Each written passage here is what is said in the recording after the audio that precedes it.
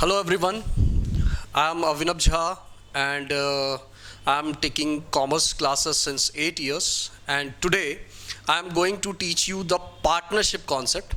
Partnership वो concept है जो accountancy के term 1 में हम लोगों ने पढ़ लिया होगा या पढ़ने वाले होंगे। अभी जैसे कि टर्म 1 एग्जामिनेशंस हो चुके हैं और आगे भी आने वाले जो एग्जामिनेशंस होंगे उसमें आपको ये चैप्टर्स काम आने वाले हैं। तो पार्टनरशिप जो एक टॉपिक है ये अकाउंटेंसी क्लास 12th का बहुत ही इंपॉर्टेंट टॉपिक है जो आज हम थोड़ा सा डिस्कस करने वाले हैं। तो आइए देखते हैं कि पार्टनरशिप क्या होता है। तो सबसे पहले जानते हैं कि पार्टनरशिप क्या है। तो देखते हैं पार्टनरशिप किसे कहते हैं। तो first of all let us see what is partnership. तो पार्टनरशिप कहा गया है कि सेक्शन 4 में, किसमें, सेक्शन 4 में पार्टनरशिप एक्ट जो बनी है, क्या बनी हुई है, पार्टनरशिप एक्ट, ठीक है। पार्टनरशिप एक्ट 1932 में आपका सेक्शन 4 है और उस सेक्शन 4 में आपको क्या डिफाइन किया गया है, पार्टनरशिप डिफाइन किया गया है। लेकिन सबसे पहले हमें यह जानना होगा कि ये पार्टनर कौन होते हैं, तब हम पार्टनरशिप के बारे में जानेंगे। तो जब हम पार्टनर्स की बात करें तो पार्टनर्स कौन होते हैं। पार्टनर्स वो होते हैं जब कोई एक व्यक्ति एक दूसरे व्यक्ति के साथ जुड़ जाता है और मिलके एक कोई पर्टिकुलर वर्क करता है कुछ प्रॉफिट कमाने के लिए। क्या कमाने के लिए, प्रॉफिट कमाने के लिए। और यहां क्या होना चाहिए, 1+1। अगर आप सिंगल हैं तो आप क्या कहलाएंगे, सोल प्रोप्राइटर। क्या कहलाओगे आप, सोल प्रोप्राइटर कहलाओगे। लेकिन जैसे ही यहां पे हम जुड़ गए, तो क्या हो गए, हम पार्टनर हो गए। क्या हो गए, पार्टनर हो गए। पार्टनर क्यों कहते हैं हम, why do we call this as a partner, क्योंकि एक साथ मिलके हम किसी एक पर्टिकुलर ऑब्जेक्ट पे काम कर रहे हैं, पर्टिकुलर बिजनेस पे फोकस कर रहे हैं और हम सबका उद्देश्य क्या है, इस पर्टिकुलर बिजनेस को आगे बढ़ाना। और जब हम इस पर्टिकुलर बिजनेस को आगे बढ़ाते हैं तो उससे हमको क्या होता है, प्रॉफिट। और जब प्रॉफिट होगा तो क्या होगा, हम आपस में बांटेंगे। ये हो गई पार्टनर्स की डेफिनेशन। तो पार्टनर कौन होते हैं, जब when one or more than people join together to have some profit objective and to run some particular business, ठीक है। अब यहां पे हम पार्टनरशिप की डेफिनेशंस पढ़ते हैं कि अब पार्टनरशिप क्या होता है। तो पार्टनरशिप के बारे में मैं बात करता हूं आपसे।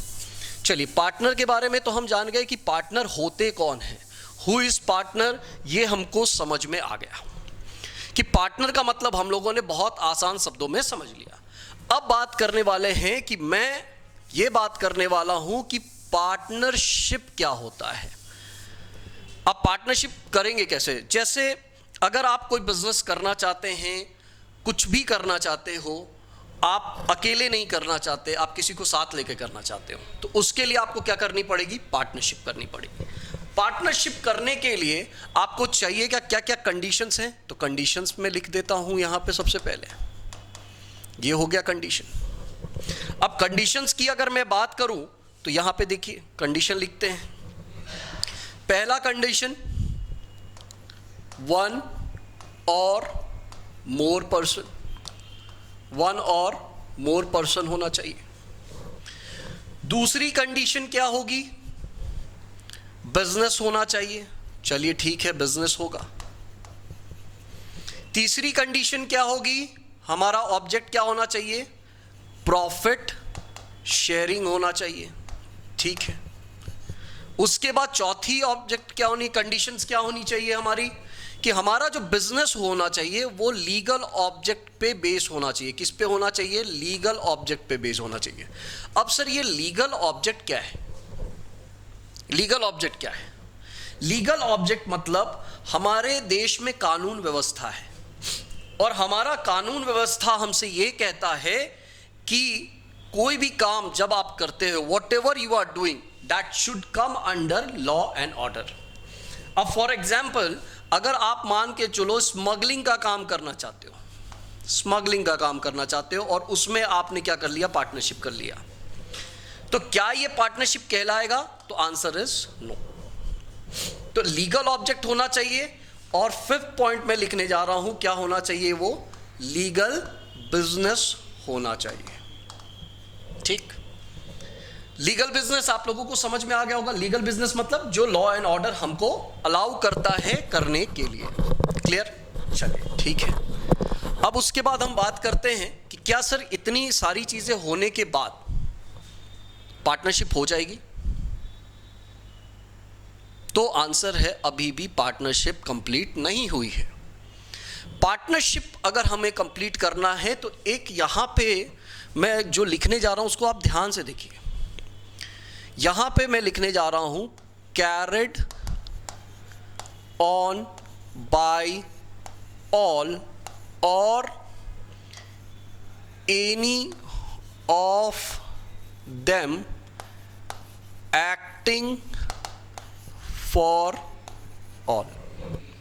या तो सभी के द्वारा बिजनेस चलाया जाए या किसी एक के द्वारा बिजनेस को रन किया जाए। जैसे फॉर एग्जाम्पल मान के चलिए यहां 4 लोग हैं, यहां 4 लोग मिलके बिजनेस कर रहे हैं।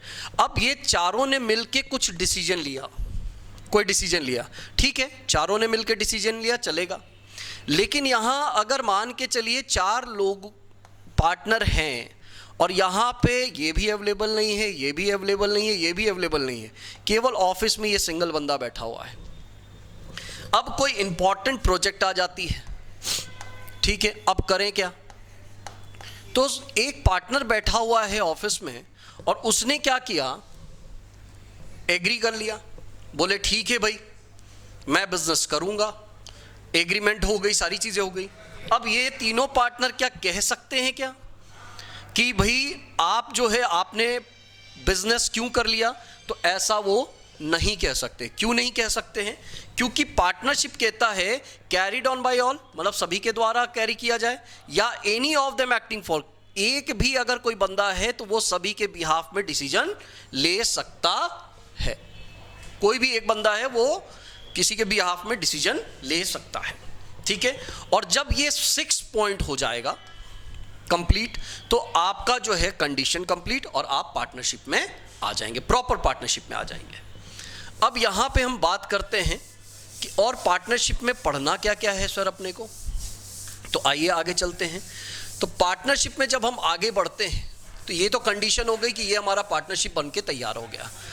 अब क्या करें? अब काम चालू कर सकते हैं क्या? नहीं।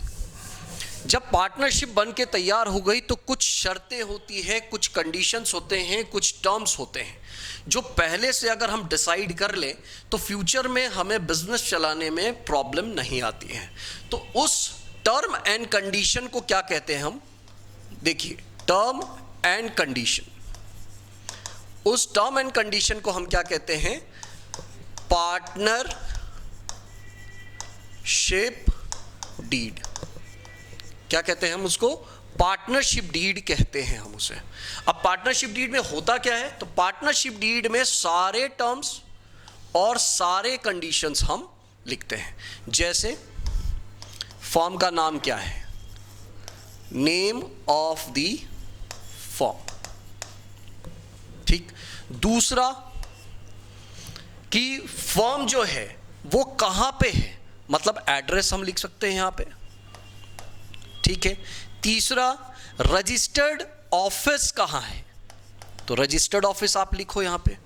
उसके बाद यहां पे हम लिखते हैं कितने आपके पार्टनर्स हैं, नंबर ऑफ पार्टनर्स कितने हैं, ठीक है। तो नंबर ऑफ पार्टनर्स लिख दें हम यहां पे, ठीक है।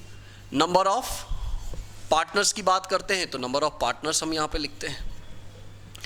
उसके बाद क्या सैलरी देनी है, ठीक है, क्या कमीशन देना है, क्या शेयर ऑफ प्रॉफिट होनी चाहिए, ठीक है।